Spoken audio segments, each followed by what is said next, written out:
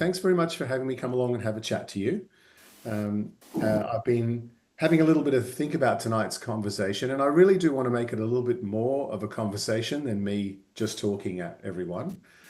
Before we start, I'd like to acknowledge the traditional custodians of the lands from which we're all coming to these meetings, or this meeting, and pay my respect to elders past and present, and note that sovereignty was never ceded. Well, this is quite a big topic. One of the big topics at the moment, as we think about the socio-demographic change in our society, one of the things that we're seeing is also a shift in what's happening in the social sector, not-for-profit membership organisation world as well. And what I thought I would do is just talk a little bit about some of the projects that we're working on at the moment. Then I'll talk a little bit more about theory, and then we can talk a little bit about business models going forward. So I want to make this relatively practical, and I also want you to be able to answer questions as well. And my job here is not to tell you anything or sell you anything. My job is just to share with you what other organizations are doing and how they're going about doing it. So we might keep questions towards the end. If you feel like it, feel free to type your question into the chat. And when we come back at the end, I'll have a look at that chat and see if I can go from top to bottom. So let's start, I suppose, with what is all this strategy for social sector? When I started doing strategic planning for the social sector about 28 years ago, I realized that the corporate sector compatriots and even the civil service, they were all very well versed and very well practiced in doing strategic planning, and that so were some of the social sector and not-for-profits, but not all. And similarly, the boards that sat on many of our not-for-profits were not necessarily, they were all full of good intention, but not necessarily always constituted with the right skills mix or had exactly the right capability on board. And so there was a lot of goodwill and volunteering, but there wasn't necessarily a lot of structure. 28 years down the track, we're seeing now very much that doing strategic planning in this sector every 3 years at least is pretty much the way it rolls.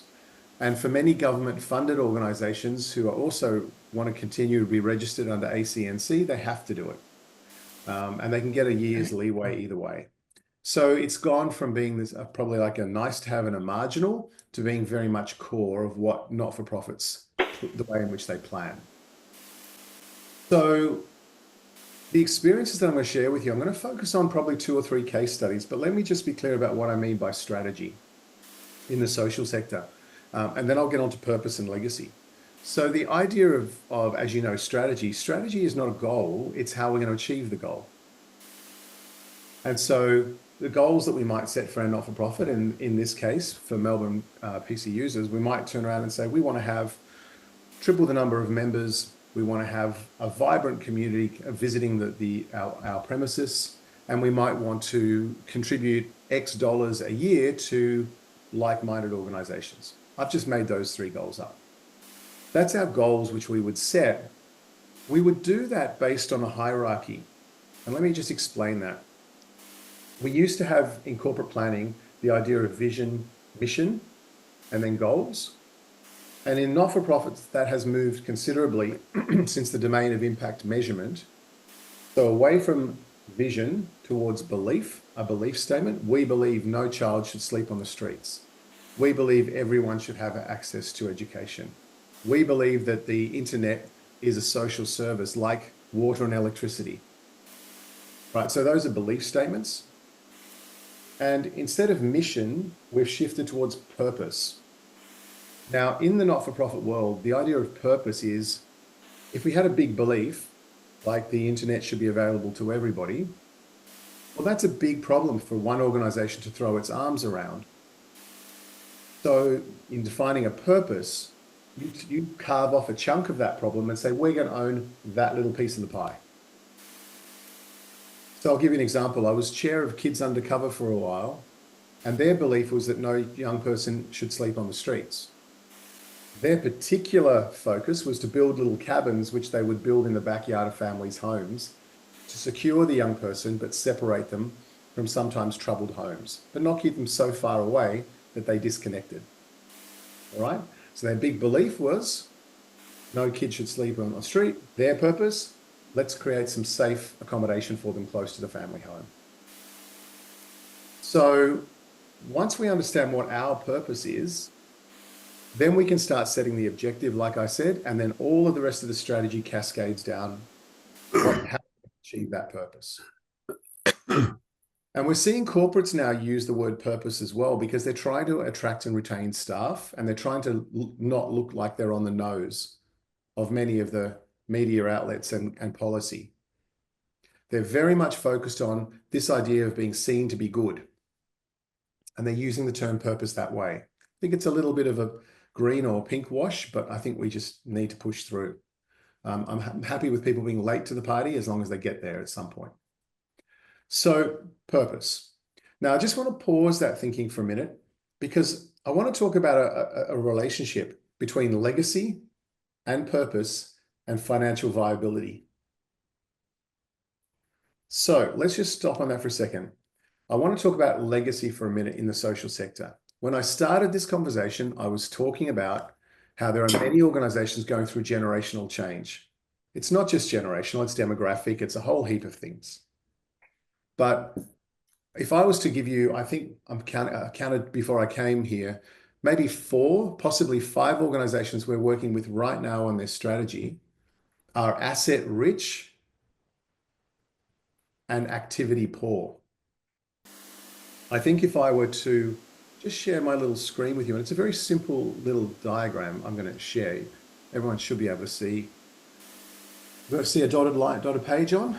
So what I tend to draw is just a neat little simple triangle. And this, oops, that wasn't meant to do that. Let's do that. And then that. All right. I put legacy at one edge of the triangle. And then I put purpose, and that's meant to be about a renewed purpose at the other side. And then finally, I put down the bottom, sustainability. And I ask organizations, where do we need to be? If I was to place a dot somewhere in that triangle, or asterisk, where do we need to be, in your view, to survive? Most organizations put their dot, where would you expect? Sustainability. They put it here, and they say, but we also need this. And so they see themselves somewhere here. The challenge with that thinking is, what that says to me is, we just want to find some money to keep doing what we're doing. It doesn't ask the hard question of, do beneficiaries, funders want us to keep doing what we're doing? Do our members want us to keep doing what we're doing? And I think that the better blend to start with is not that relationship, but rather the relationship that sits around this space. I think that was a nice echo. And so I want to talk a little bit about that as well, because one of the things that I'm very, very reluctant to do is to throw legacy out the door, because I think it brings a lot. But the challenge is finding a new purpose for that legacy. And this is where I think often we forget that even if we were talking about consumers, if we were talking about beneficiaries, and we would think even about the health system, we've all had enough of the top-down medical model where doctors tell us what the best treatments are. Lived experience also has a role to tell us what they need. And so one of the things that often happens in strategic planning is we don't ask, what do you want? We say, what have we got and how can we repurpose it? In other words, I make the best black Model T Fords in the world as long as you want a black Model T Ford. But what if the world wants yellow Beetles?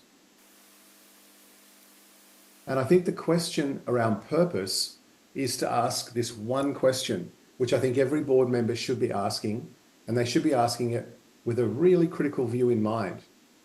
What problem do we exist to solve, and for whom?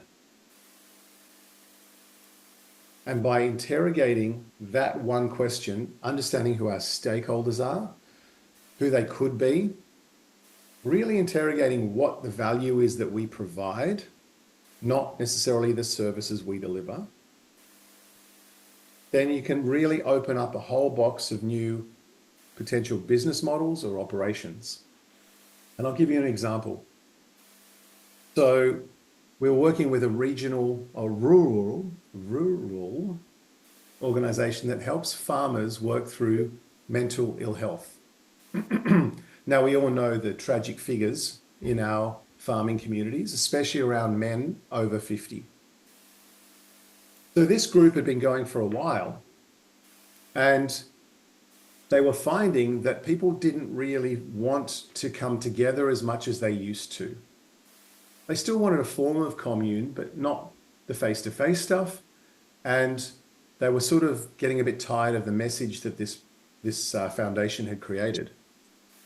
By going and talking to farmers directly and understanding what they wanted, there was a whole range of services and advice that farmers were looking for that was very much of a connection nature, or connective, social nature, but they were also looking for trusted professional services in their later years.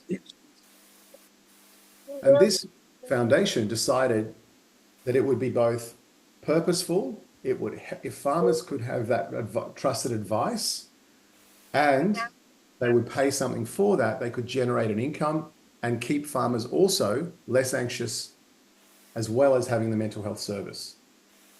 So they built on the sense of community and connection and extended. So the challenge here is to find what is the nub of why you come, why you're a member, what is it that you bring and give, and who else might want that is part one, but what does another market want? And how could you help them get that?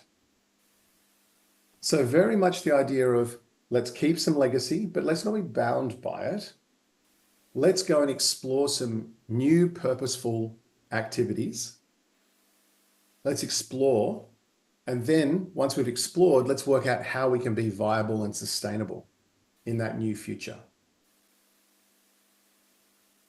So one of the exercises I like to do, and I might just have a little bit of interactivity now, if you don't mind, is if you open up your chat bar, I'd really love to have a few of you have a go at answering me this question. It's the year 2035.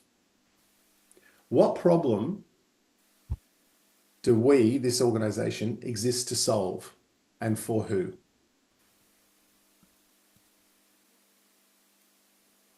Nice, Keith.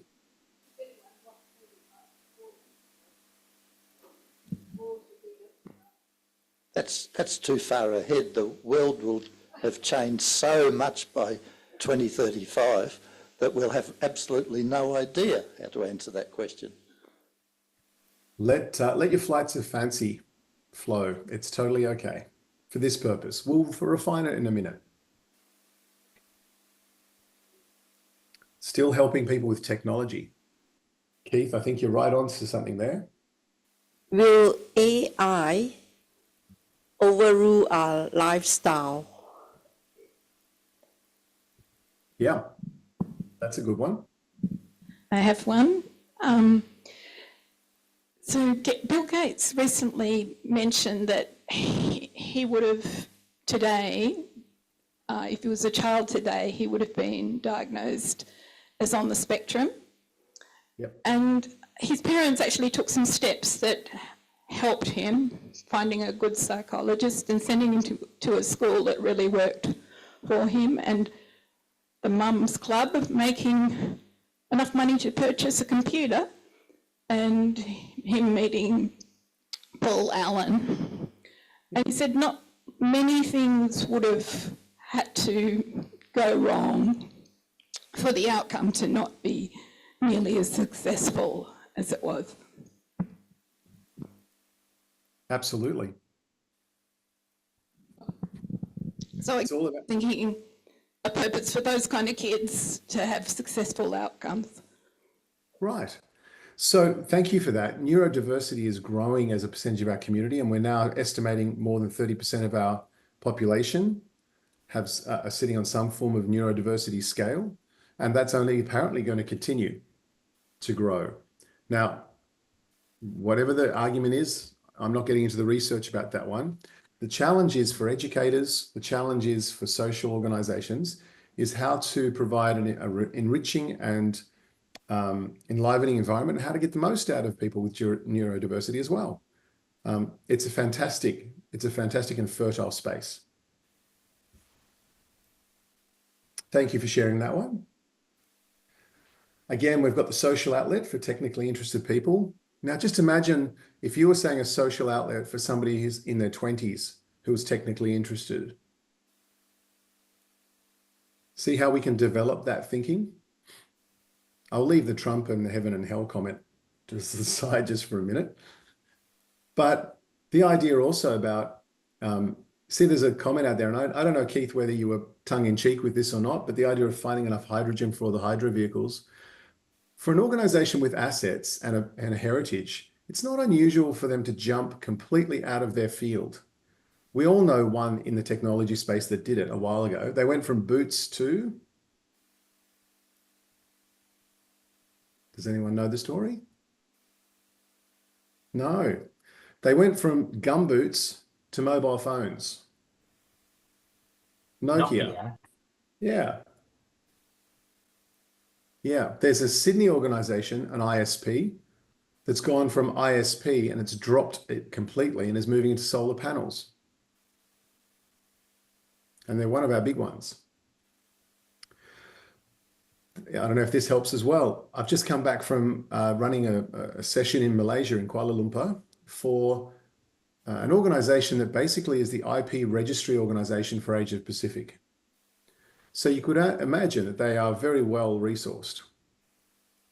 Their purpose now is to ensure stable, low-cost internet for every person in Asia Pacific, and the engineering capability and capacity and workforce to support it across the entire region.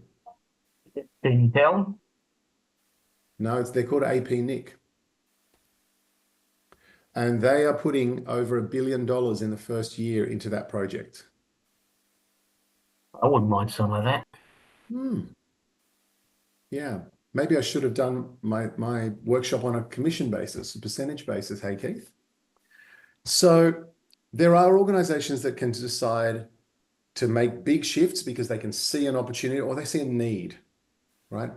Providing internet access to people with disadvantage, to people from diverse backgrounds, to cold communities, to people who obviously have economic social disadvantage, to, you know, different types of provision is all within the realms of what you do. And you might combine, for example, the fact that you know how to use technology. Helping people with technology is one of the things that you do. Yeah, maybe you team up with a community housing provider. That's a fairly bold step to go from successfully manufacturing one product and then dumping that completely and moving on to something else. I mean, that's a big step, big gamble. It really is. And a good chunk of the time, the gamble doesn't work. So let's be clear, it's risky. But ships were not made to stay at harbour, were they? Nothing beats risk. Well, as long as it's managed, and that's the idea about strategy. Set a bold strategy, then stress test it, stress test it, stress test it, then bite off incremental bits until you're ready to jump the full way. I'm not one that says, let's go all in right now, or, you know, bet all on mine. I don't think that makes a lot of sense in the social sector. But as long as we take a horizon view to how we execute, prove it, then we're on the pathway. The challenge, though, the challenge for everybody is to just think a little bit more broadly around where things could go, about the possibilities. It's a bit like how do you wet an elephant? One bite at a time. Yeah, that's right. One bite at a time, exactly right. So I think there's something in the social sector that's emerging at the moment. I'll give you another example. When I was chair of Kids Undercover, or just before I became chair, when I was there, we had a corpus and we could see that donations were dropping. Donate Your Car was also coming off a little bit. And we needed to find some new revenue sources. And we had $1 million sitting in the bank. And what we decided to do was to launch a social enterprise, knowing that 80% of them fail. We launched a social enterprise whose job was to work with architects to come up with the design for a small house that was really attractive and all the stars, because we knew how to build cabins for kids in the backyard. So we had a skill at, provisioning, services, construction. We had that skill. What we didn't have was how to create a really attractive one and how to sell it to everyday, Bob and Betty. So our bet, the gamble after some strategic planning and some modeling, was to take half of our corpus of $1 million. So we took 500,000 and we invested it into a social enterprise called Nested. And Nested started to sell to individuals, these small houses. Now, the interesting thing that we did not anticipate was we did a whole business model based on selling to retail consumers. But what ended up happening was we ended up with community housing providers, social housing providers, buying 100, 150 units in regional areas because there was no way to supply enough housing for at-risk, homeless, or risk of homeless people in the regions. So what we thought was the market over here, the product was good, but they wanted it over there in that way. And we burned through 400,000 of the 500,000 before we realized that and before we locked something in. But it was nibble, nibble, nibble, nibble, jump. And eventually we divested the retail part and ended up with a partnership for the village part. So that, my friends, is how we sort of took a competency that we had, in your case, understanding and helping technology, and we were able to then repurpose it to look for sustainability, to look for financial viability. And can you see a different business model that's popped in there? When we're doing it for the kids, we're funded by government. When we're doing it in villages, we're funded by community housing providers and investors. Two different markets with two different funding sources, non-traditional. When you refer to villages, Yeah. what do you mean? I mean, places that have like 100 to 150 dwellings. The dwellings are 1, 2, 3 bedroom and low-level apartments, all clustered around a set of joint services, like a doctor, a childcare, a community centre, and some recreation. So I've walked you through a couple of examples, but Kids Undercover's been around a very long time. Now, it still is doing its core work, and the margin, the profit from the licensing from the villages comes back to do more cabins and to do more good work. That's its model. But what the education organisation I talked to you about at the top of our conversation, they won't be doing what they did before. What they're very good at is convening. Their brand brings people together. What they have to work out is, what are they bringing people together around? And now we're on that investigative sense of, we're talking to the profession, we're talking to teachers, heads of school, principals, boards of governors. What are the problems that you are facing that this organisation could try and start to solve now? And what's coming back is fascinating. Because we all know the education system's broken, right? All right. So I've sort of kind of run a little bit of a dance there, but I wanted to talk to you about just some basic concepts to get started. Excuse me, George. Can I just mention, it's Kirsten. Can I just mention a comment Stewart Gruneklee's popped into the chat? Would you like to read it? Or? From Stewart, providing a social outlet for technically interested people. Absolutely. Stewart, maybe do you want to share a little bit more about that with us? I didn't really want to expand on that.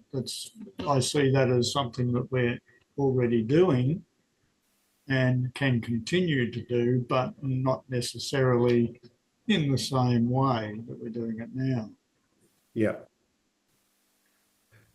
So, Stuart, I think John Hall's comment a little bit further up the chat list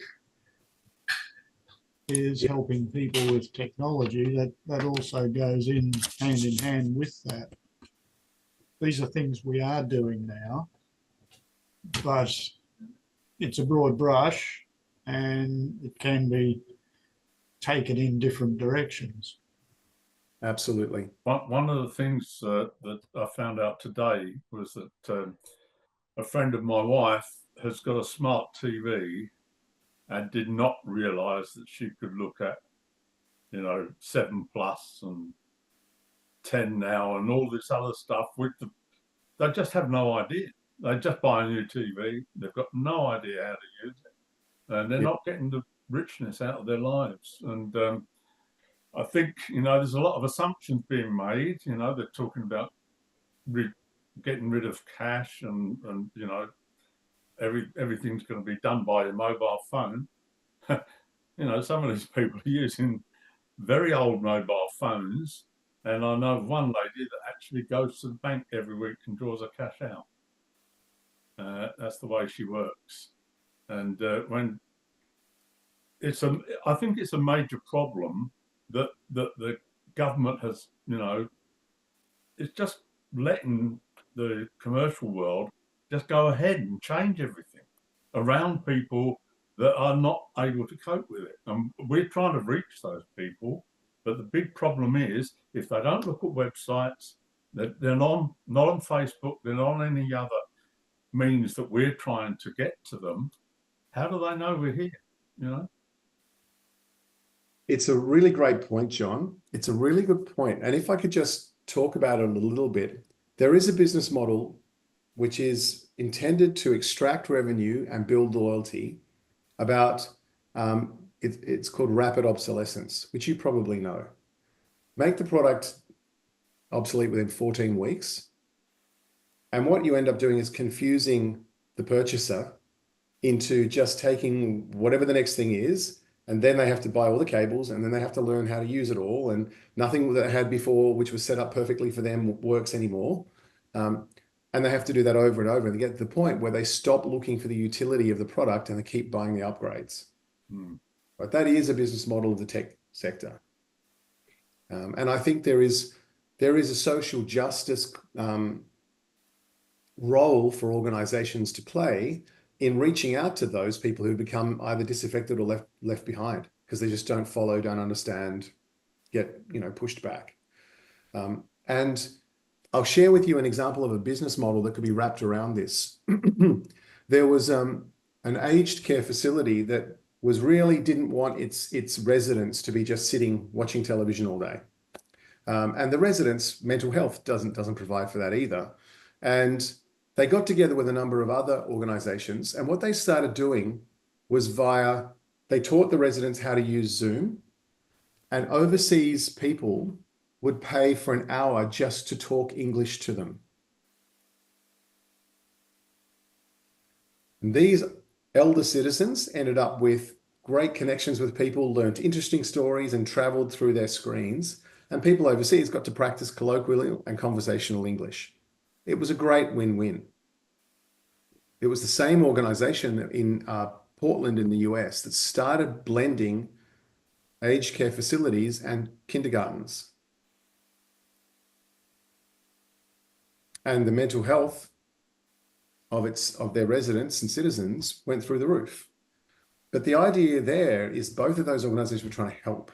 They were trying to help reach a group that were disaffected, and they were being smart about how they made that work and how they commercially made that work. So there are different ideas out there for membership organizations. If you think that your key thing is about helping people with technology and you being supported by a peer group of like-minded and interested people, and you want to help people with technology, all you need to do is shift that a couple of degrees and you move away from being focused on, hey, are we here about our members who are all like-minded people? Or are we here to solve a social problem and our biggest resource is our members? It's a different perspective. And I think taking that perspective journey is part of the journey that maybe you're just about to start on at some level.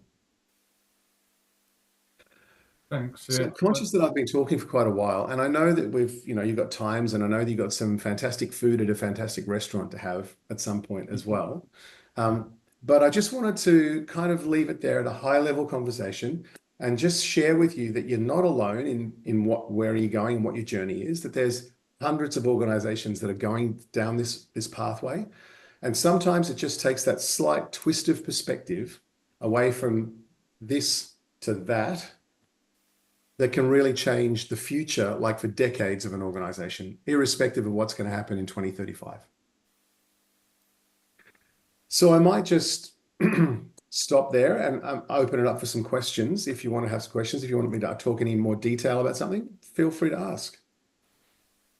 George, the question, are we there for our members or for the public? At our last meeting, a comment was made that we should be the equivalent of the RACV, but relating to computer technology, because the RACV have members, but they're the go-to people when there's media have any questions to ask about new road rules or, anything to do with motoring, and they speak to the public.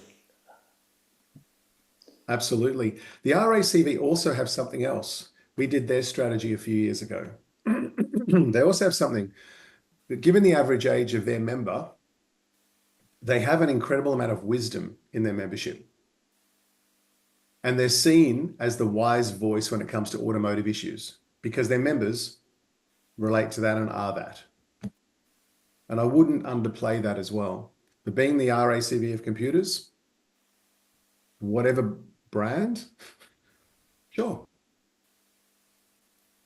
Thank you for that. Another comment or question? The other thing you sort of brought up was the viability in long term. I mean,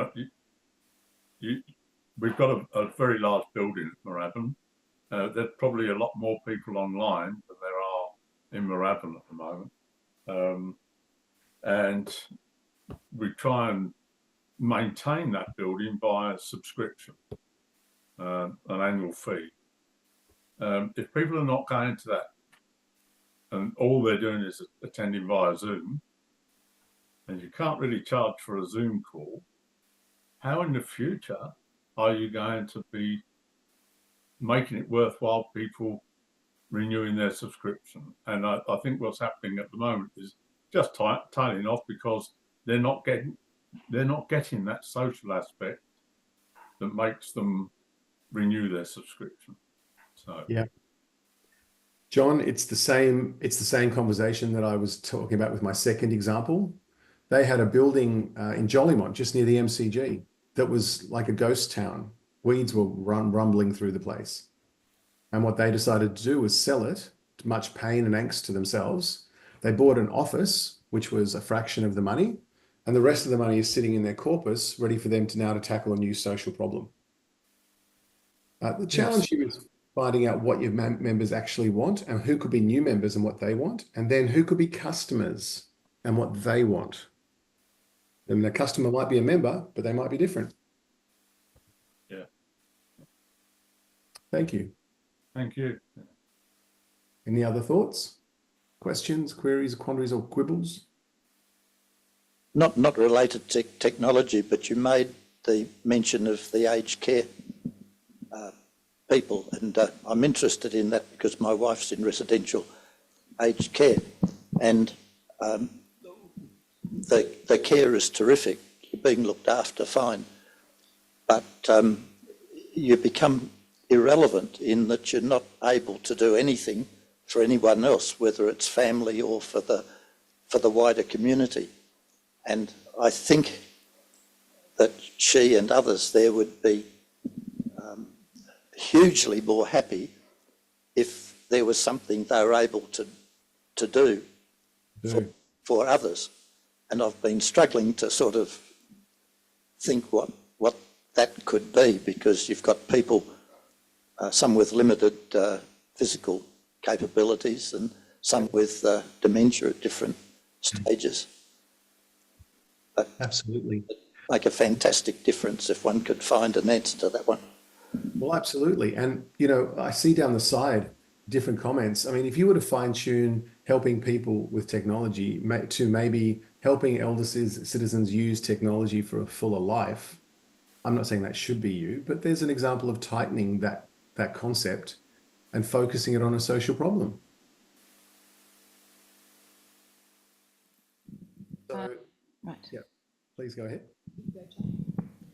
George, I don't know whether you know about the Fabian Datner story, but Fabian Datner Furs were a very successful company for many years in operating out of Melbourne until the fur trade became a bad name and the whole company imploded. And Fabian herself closed the company down when they were back in the black. So a very honourable approach. Her book called Naked Truth, her book called Naked Truth, she went into company consultants and as an individual, but through the book you get towards the end and you come across a most beautiful story where you realise that Fabian was working at the upper level of companies.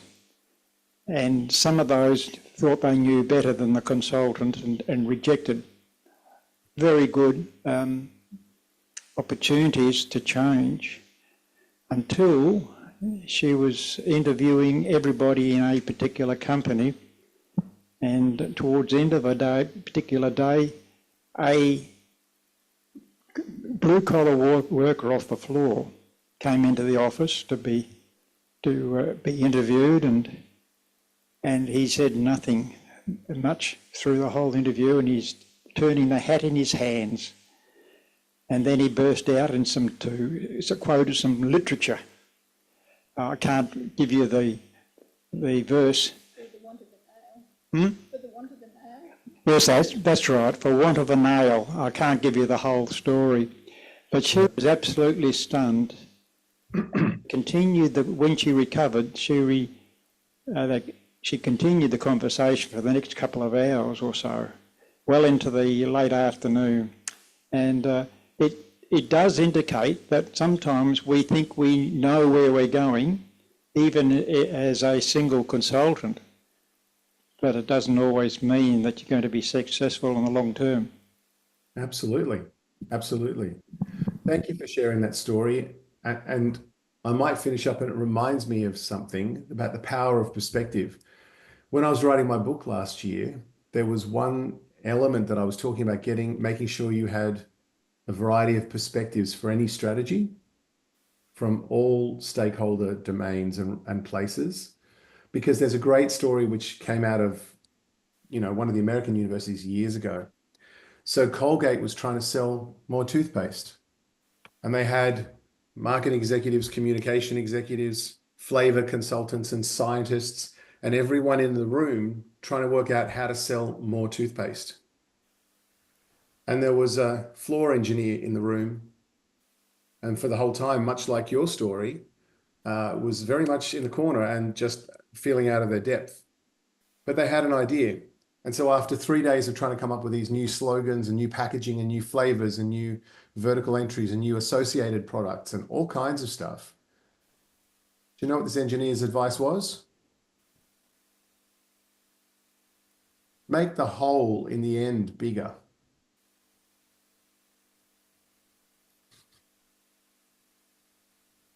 They'll squeeze more out, you'll sell more. So sometimes perspective is all we need. You've been a delight to talk to tonight. I hope some of the stuff that I've shared with you has got you thinking. I really believe in what you've got. It's a question of where you want to take it now. And I wish you all the best on that journey. And George, thank you very much. Excellent. Thank you very much. I personally am involved in a organisation that needs to do a restart on community service, and we thinking we need to do some strategic planning, but starting off, as you've suggested, with belief and then purpose is probably a better start than, you know, where we would otherwise be. So I thank you very much for that, and ask that we might show our appreciation in the usual way.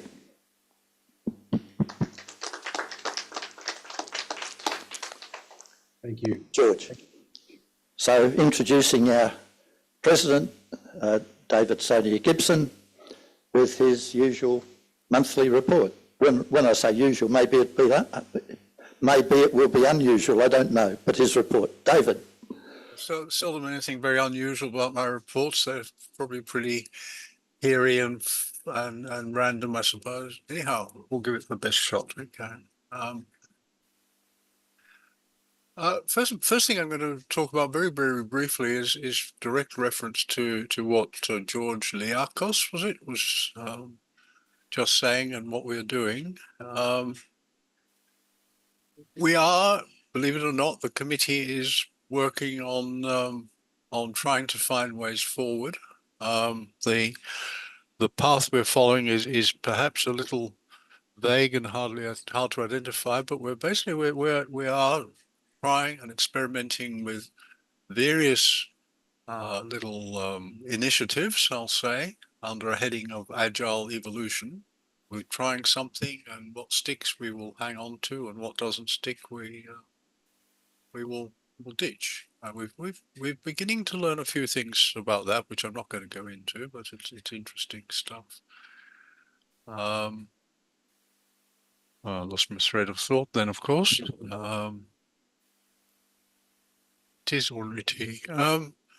So there is stuff happening there. We are working with a couple of local organisations as well to try and develop collaborative undertakings, and there's a couple of things coming up probably in May. One is going to be a series of talks on artificial intelligence, and the other is going to be a series of little presentations or sessions or workshops or whatever it evolves to on 3D printing, just as a bit of an experiment. So that was just sort of a little bit of reference back to what our speaker was saying. Now I have a piece of bad news, unfortunately. Some of you may remember John Morris, who was the very nice gentle gentleman who used to sit by the front door greeting people as they entered the monthly meetings before the days of COVID. George sadly passed away a couple of days ago. I think it was on Monday or Sunday or Monday. He was a life member, which is why it's getting a mention, I suppose. He joined in 1994 and died the other day at the age of 93. So he was obviously retired when he joined the club. He did 20 years as an office volunteer, which is pretty exceptional. He would help out in the kitchen during meetings. And as I said, he was the monthly meeting greeter. So I'm certainly quite sad about his loss. Another loss we've got is that the Video Sig based in Rabin is closing down. Roger Ragg had been running that for many years. He's also a life member, and so we can have to thank Roger for all the time and effort he's put into running that Video Sig, but like so many good things, it's finally come to an end. Now some positive news.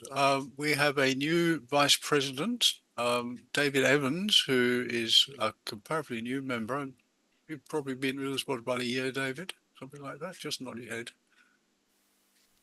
I'm watching it, he's shaking, yeah. 2 years, oh wow, time flies, my goodness. He's been with us for about 2 years. He's on the committee, and we were missing a vice president, and David has stepped up to the plate and taken on that role. So thank you, David, for doing that.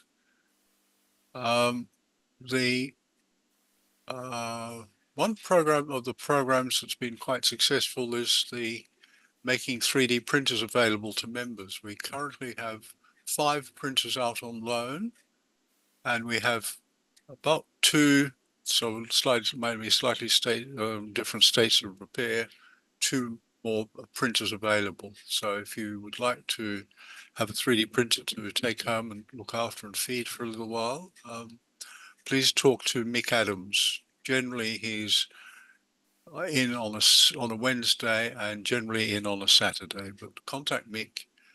If you're not sure how to contact him, just give Marlin a call or an email and she'll put you in touch with Mick.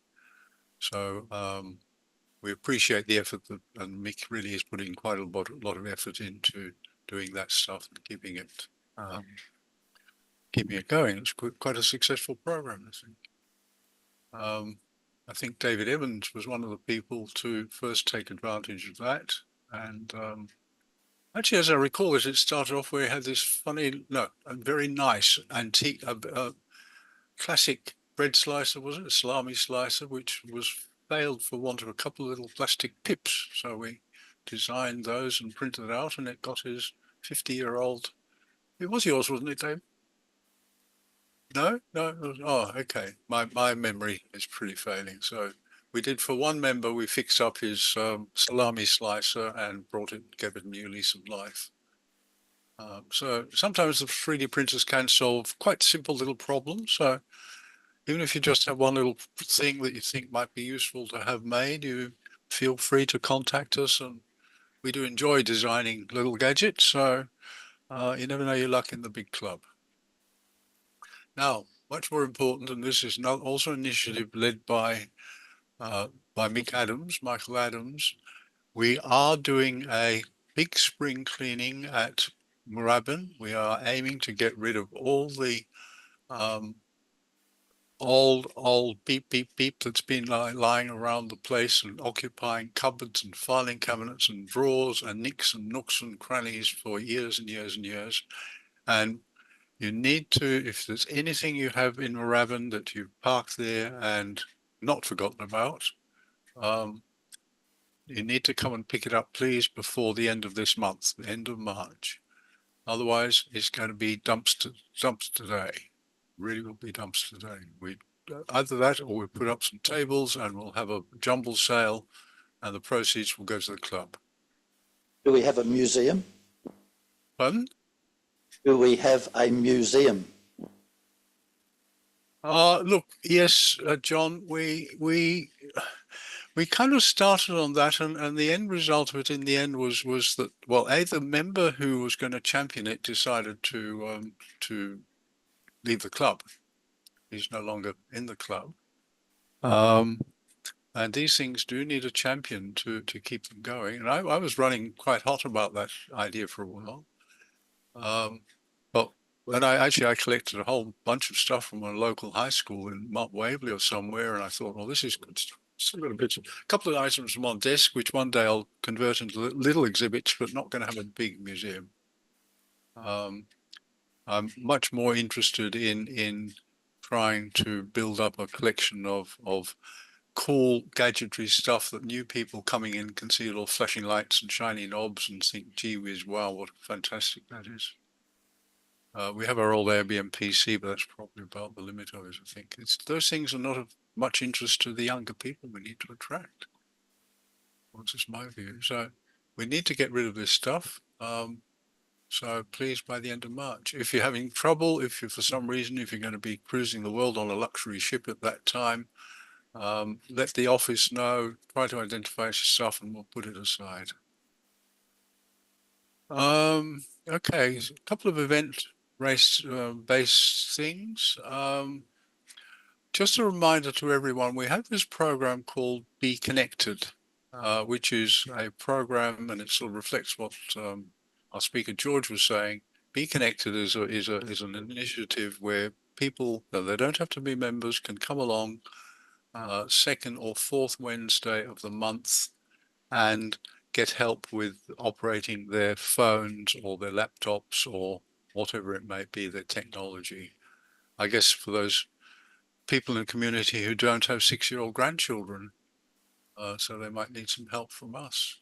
That's quite a successful program. As far as I know, it's actually gained us a member or two. So I'm sort of mentioning that now because if you've got a friend who's not a member of the club, but you know they're struggling a bit, feel free to invite them to come along on the second and fourth Wednesday of the month between 10 o'clock and 3 o'clock. They'd be most welcome.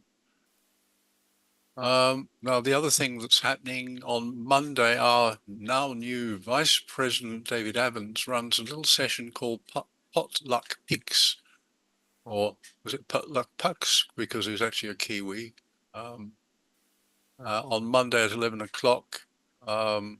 There you can come along, you can just sit and listen and be a passive participant, or if you've got a little story about almost anything that you think will be of interest to anyone else. So I sometimes natter a little bit about projects I'm doing at home using AI or what have you. One time we actually did a little AI exercise, didn't we? And used the AI to generate a little fairy tale, which was rather fun. So it's largely a social thing, with just a sort of slight idea of sharing some story or other that you think others would find interesting. So that's on Monday at 11 o'clock. Now, I know Monday's a public holiday, all the more reason that the roads will be clearer. You can get out there and come into Moorabbin and enjoy a cup of tea and coffee and have a nice little social time. Now, the last thing which I've also added just while we were listening to aforementioned George was I thought it might be an idea if we were to run some sessions for just open to the community sessions on getting the most out of your smart TV. So if there's anyone here who thinks that they would be able and qualified to run such a session, please contact me. It's the sort of thing that can be quite good because it will bring new people into the club, and if we bring enough people into the club, we're going to get some new members. We really do need to increase our membership. So if anyone there's got, I don't have much expertise in smart TVs. We've got a set-top box, which is a little different. But if there's anyone there who thinks they're able to guide others into using their smart TVs, please step forward and help us out with getting a new initiative going. So, I haven't spent too much time. That's about 14 minutes. So that's it for me. Thank you very much, and over and out.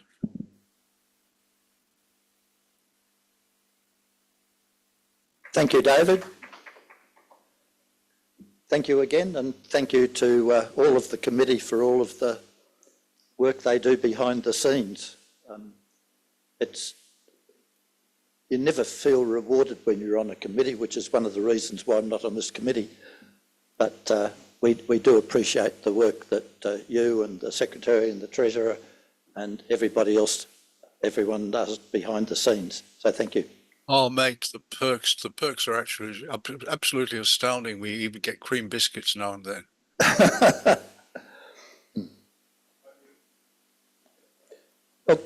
Okay, we move on, and now Stewart Gruneklee, who's actually here, is going to come to the podium, and his topic is how MelbPC helped overcome a challenge. So I'm looking forward to hearing what that's about. Stewart. Thank you, Barry. Okay, the challenge that I was presented with is that I like to travel within Australia with a caravan. I like to stay in touch with a phone and computer, and many remote areas do have rather poor internet phone reception.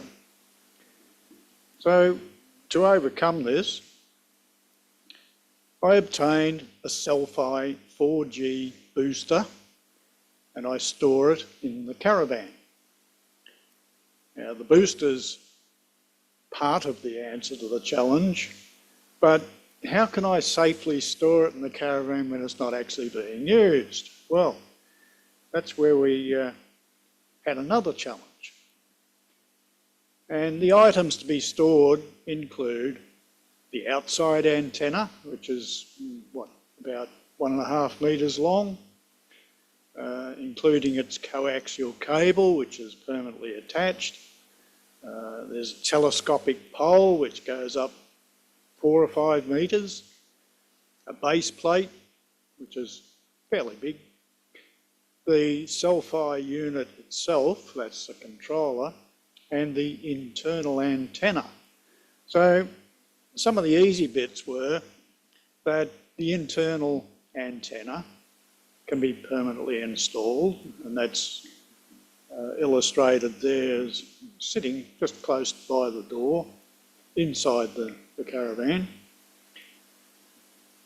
The base plate, I found a nice little hidey hole for that, down beside the bed, between that and a cupboard. And we use a very technical air cushion, which is a wine cask bladder. Blow it up with air and stick it in position, and that holds the base plate nicely, along with a little pad bolt. That's right. Doesn't move around. The pad bolt just holds it there, and when I undo the pad bolt, I can just pull that base plate out very easily. Okay, almost easy was the self-eye unit itself. Well, I found a spot for it under a window and at the table, so I can make use of the power that was accessible to the table, which is a 12-volt DC. Then it's getting a little bit harder. The telescopic pole. Well, when you collapse it, because it's telescopic, when you collapse it, it'll fit beside the doorway with suitable brackets. So how do you make suitable brackets? Well, there's nothing much available commercially that I could find. So I took the expensive route and came into MelbPC, talked to Mick Adams, and we designed, he showed me how to use Tinkercad, and with Tinkercad I could design the brackets that I needed and a little base gadget that screwed into the floor. So I made up some brackets, used a bit of Velcro, and that works. The last challenge was probably the biggest. How to get the antenna coaxial cable from outside the caravan to the self-eye unit inside the caravan. So initially we just passed the cable through the window, but that was pretty awful because insects got in and the window wouldn't close properly, the fly screen couldn't shut. Not good enough. So I thought, well, okay, if I put a hole through the wall of the caravan, somewhere near the self-eye unit, that would be all right. But how do you seal it up and keep dust out and work it that way? So with that hole, we, again, using Tinkercad, I designed an outside bezel, and I painted it because the material we use is not brilliant outside. UV gets to it, temperature affects it, all those sorts of things, so I painted it. I used a commercial gland seal, which screws into that, and I made up a funny looking plug to seal the hole up when it's not in use. So the 3D parts that I used, you can see there, 2 views of the outside bezel, the plug, the actual hole, and the clamps. So thanks to MelbPC and the 3D printing, which is every Wednesday, I think, give or take a bit, every Wednesday and Saturdays. You too could solve those little problems that you might have at home.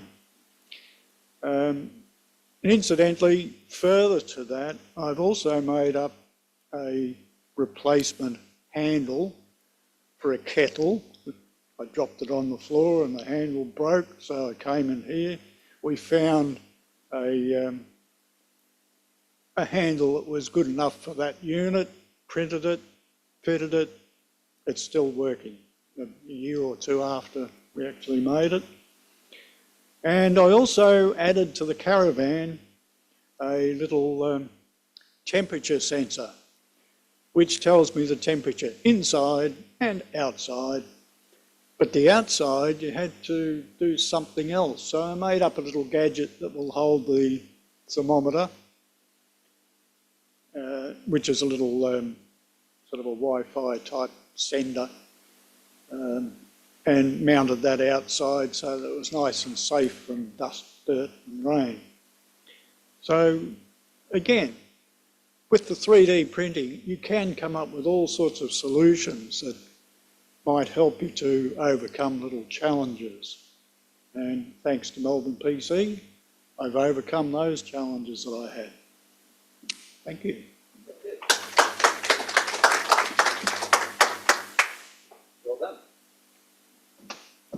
Can I interject in there, please, Barry? Stewart, I think I need to hire you to sell the 3D printing thing better than I did just before. So well done. And I'm sorry, I'd actually completely forgotten about your case. But look, yeah, quite right. There are a myriad little things around the house. We've got face washers hanging on very nice looking silver hooks in the bathroom, and our house is full of little gadgets. I even made a the holder for the shower head broke, so I made a replacement for that, which is actually was quite a complex thing to do, but I did do it. So yeah, we're happy to. Thanks, David, and thank you, Stewart. Now, Harry Lewis is online, I hope. Yes. And Harry's a guru with iHelp, and he wants to talk to us today a bit on the subject of how to search. Now, after that, I think Harry's happy to answer questions. Is that right, Harry? Yes. But whatever happens, we will close the meeting at 9 o'clock because that's what we said we will do. But there's no reason why people can't continue chatting and Q&Aing, after 9 o'clock. Over to you, Harry. Thank you very much again. Thank you. I'm going to start with a screen share. Do you see the word searching? Have I got the right screen? Yes. Good, thank you. So, searching is a very big topic. I'm going to focus on searching for what is stored in our own computers, which can be things such as programs, documents, photographs, or even music. So, how do we search? How do we find things? Well, two main ways are using words we can read. Goodness me. And also, thanks to the wonderful new visual interface, graphical user interface, we can also use pictures that we can see. A bit about words first.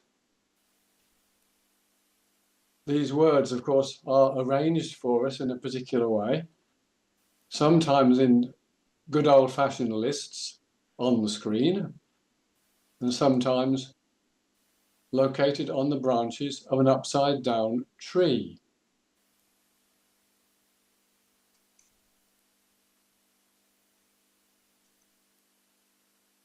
Here is a list. And if what we're searching for is files, that's what they look like on a list in Windows Explorer.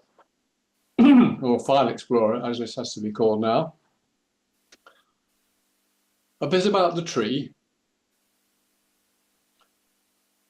On a Windows computer, the principal onboard hard disk is called Drive C, as you all know, I think, or nearly all.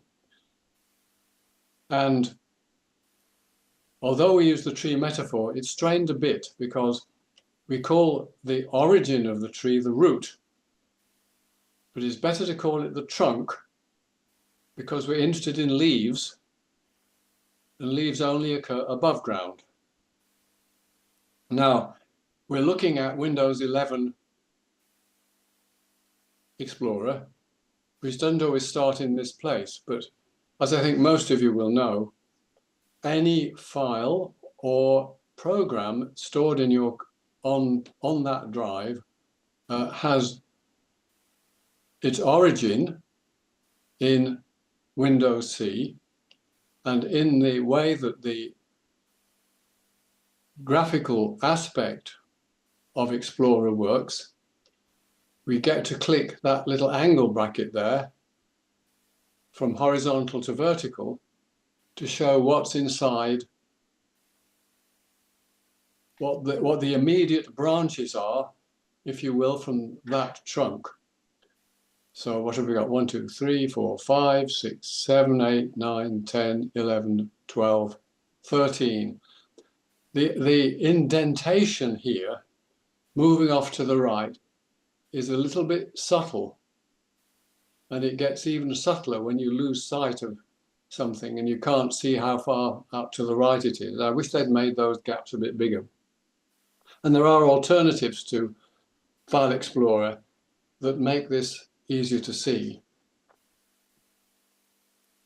So in this case, our files are somewhere down here in users. By the way, just to make the point, some of what we see here are provided by Windows before we start changing the computer. Other things here are provided by us. I won't pause on that for the moment. So we live in users, and Windows provides 3 users here that we didn't know about: default, public, and user. But they also give the main user, whose login it is, a shortened form of their email address. And so I'm HALU. So my stuff is another indentation behind that. And again, some of these folders are already put there by Windows, including app data, which is a store for files provided by applications or programs.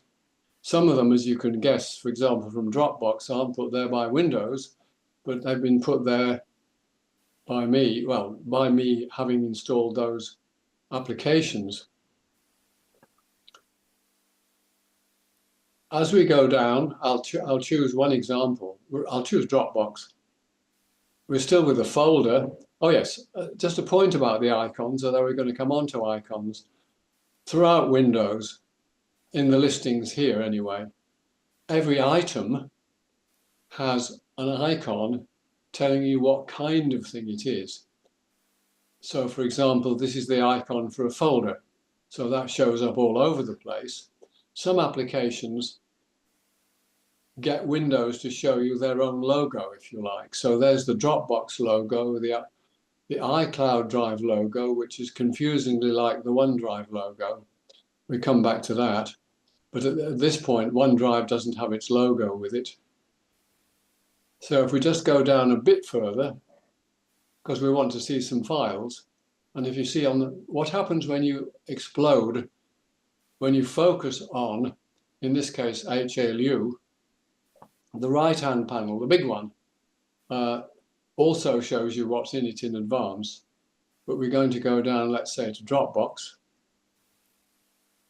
And now I've exploded Dropbox. I'll just highlight it here for the moment, and you can see that's everything that's in Dropbox. And you can see all that twice at this point, right?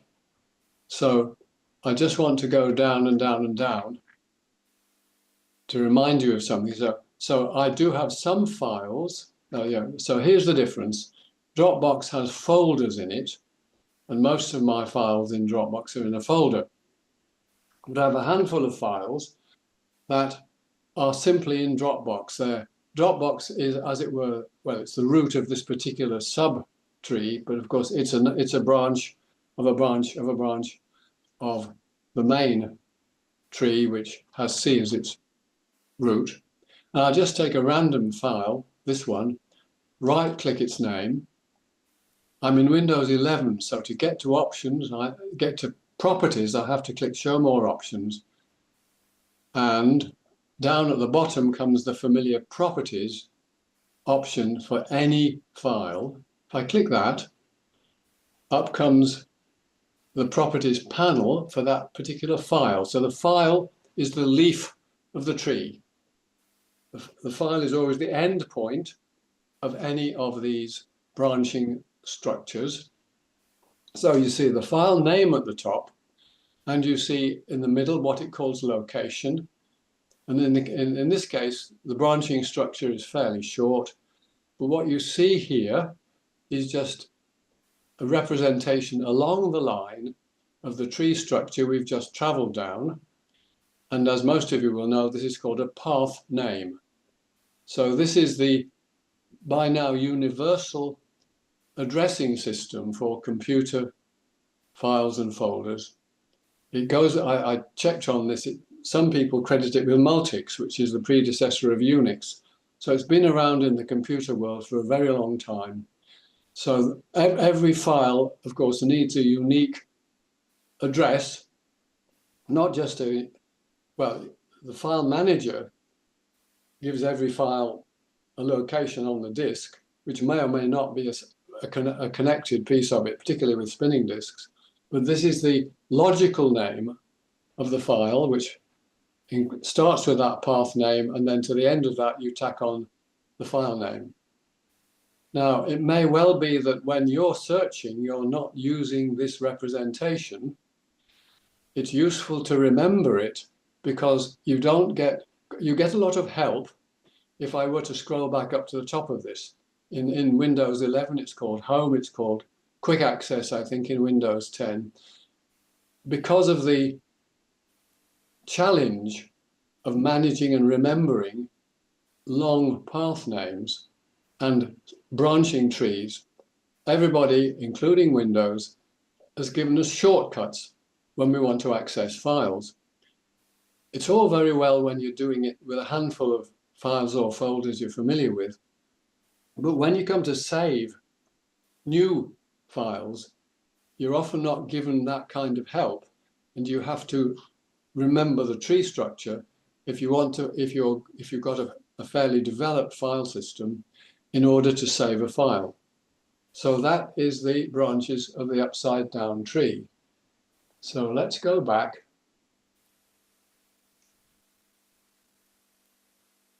And remember how we got here. Now, pictures. Now, pictures are the new kid on the block in the way, because the file structure, although it's distinctive for computers, has an obvious analog in physical file stores. If you can think of it in this way, a file storage with hard copy documents is in a building, in a room, in a filing cabinet, in a drawer, in a folder. Things do change there because a single folder holds many documents. So that it's a very similar idea, but we don't necessarily conceptualize it that way. But most of us are very familiar with the fact that the language we use for most of what we deal with on computers is metaphorical, in the sense it's drawn from real life, but often the metaphor doesn't fit perfectly. So what about icons? Well, they can come out in lists or in a two-dimensional array on our screen, right? Just to remind you,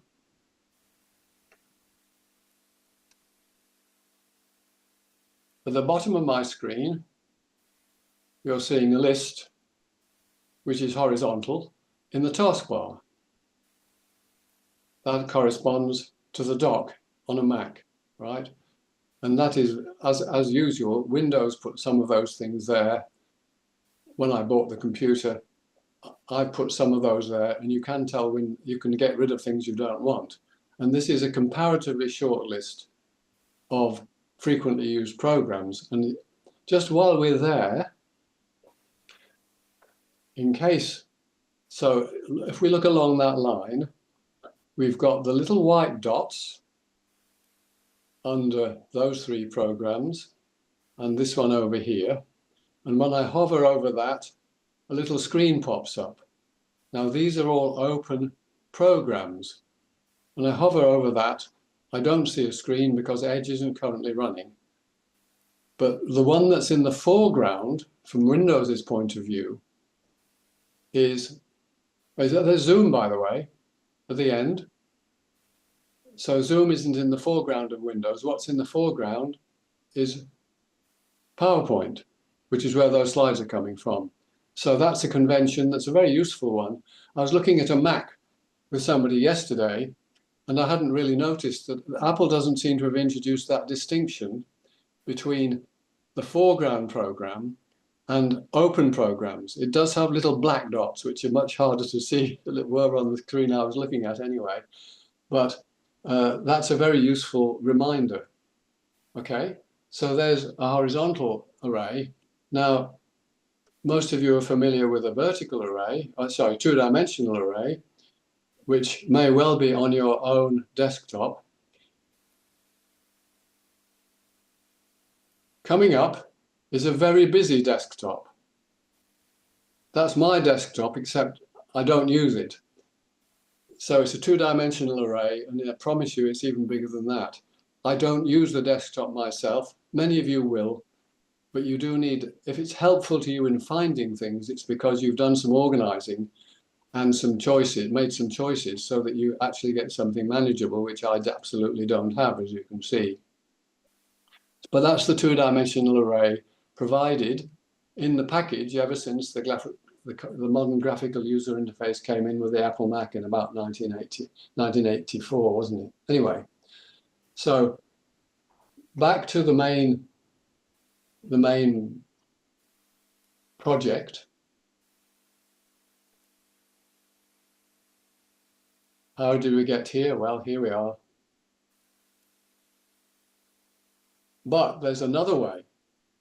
The methods we just looked at involve, in this case, Windows presenting us with something we can see, which we can search, we can scan with our eyes. And in the case of the file manager, of course, File Explorer, we have to do a bit of work continuously or continually exploding those little arrows to get down or get further up the tree, if you like, until we finally find the leaf we're looking for.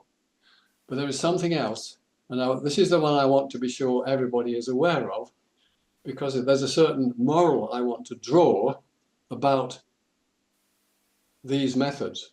We can get the computer to do a lot of that scanning for us. So how do we do that?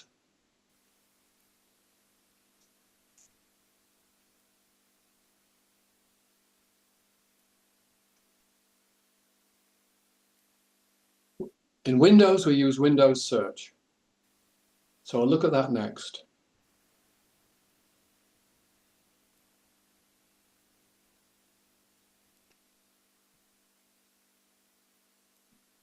Back to Explorer.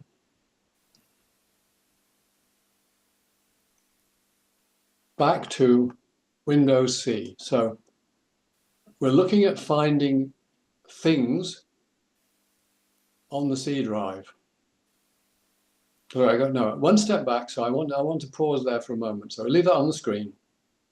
Before we go to Windows Search, I just want to deal with something I omitted, because it's worth just checking you're all aware of these little tools.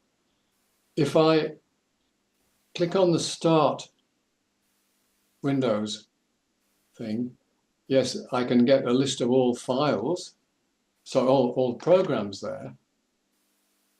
And some of you maybe, that should have been in the lists department, but I omitted that then. Okay, so there's a list you may be familiar with.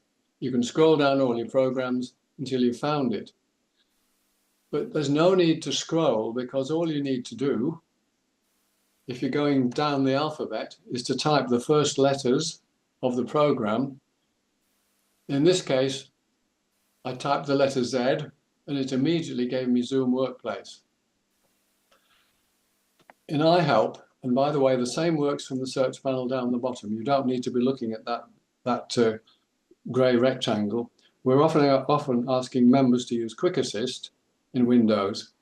And so I asked them to we asked them to start typing the word quick. And often, even with the Q, the only thing that comes up, because it's the only program on my computer beginning with a Q, is Quick Assist.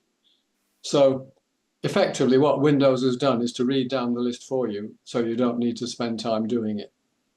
Now, that feature is present in one form or another in Mac OS X, in both the Apple mobile operating systems, which is iOS and iPadOS, and also in Android. For finding programs, they all provide that shortcut, and it's very well worth knowing. When things get to files, it's a bit different. So we're going to look at Windows search quite quickly. I expect most of you have used it, mostly because I want to underline one point about it being best used. So I created some files which happen to contain this string.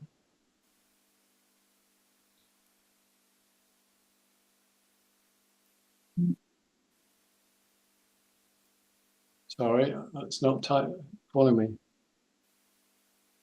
Digitization of Z. So I typed a string that occurs inside those 4 test files. And just to prove it, I'll just open one of them. One of them happens to be on the local drive. Oh, it's gone on my other screen. I'll bring it over here. That is a short file containing only that stuff. But there is the phrase universal digitization that is inside the file, right? Now, the reason why I created these files yesterday, whoopsie, was to reassure myself that Windows search will search in cloud drives that have a folder in Windows. I haven't fully tested this, but I'm pretty confident it won't find things that are not synchronized. I created these files on the computer, so those files are present as synchronized into Windows. I don't believe it will search the contents of those that are only in the cloud, but it is good for cloud drives. Now, the proviso there, I'm a bit short of time, so I better be quick. The proviso there is that you need to have set Windows to search in Drive C. So I'll come back to that in questions, because I want to get very quickly onto the final point, which is, when I get to the right place,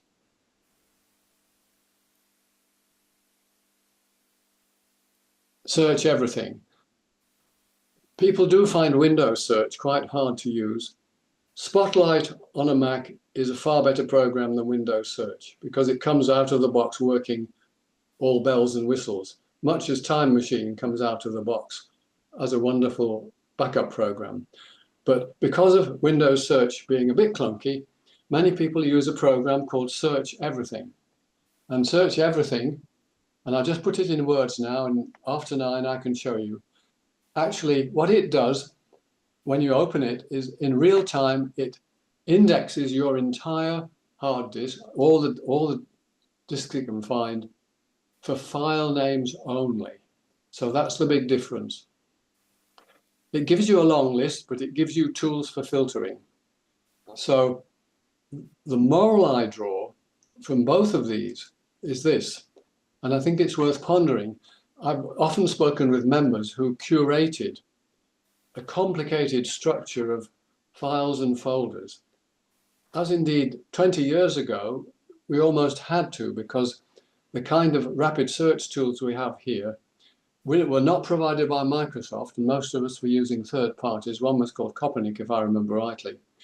So searching in Windows was not very easy. So it was important to have a reasonably curated folder structure with names you understood if you want to find anything. But these tools can index the entire disk with the right indexing settings in the case of Windows search. And so insofar as you were creating the folder structure to make things easier to find, you get a global search that's very quick. And in a way, that's a bit like what's happened with the internet in our lifetimes. At first, we used to be careful to keep our favorites and so on. But now with the speed of search, we can almost always get something faster by using a web searcher, including the one beginning with G, but there are others. And don't worry about remembering what it was. So that is all I want to say to you. And so I welcome any questions. We are at 9 o'clock, so you may want to stay after 9 if we're going to talk about the questions. Harry, thank you very much, Harry. The iHelp service, I think, is one of the most important facilities that our club provides to members. And on behalf of the club, Harry, thank you to you and also the rest of the iHelp team. And thank you for that presentation tonight. That was very helpful. We will now declare the meeting closed. We will stop recording. But Harry, thank you for still being there. And Q&A and chats can go on as long as Harry and others want to do it. So good night, everybody.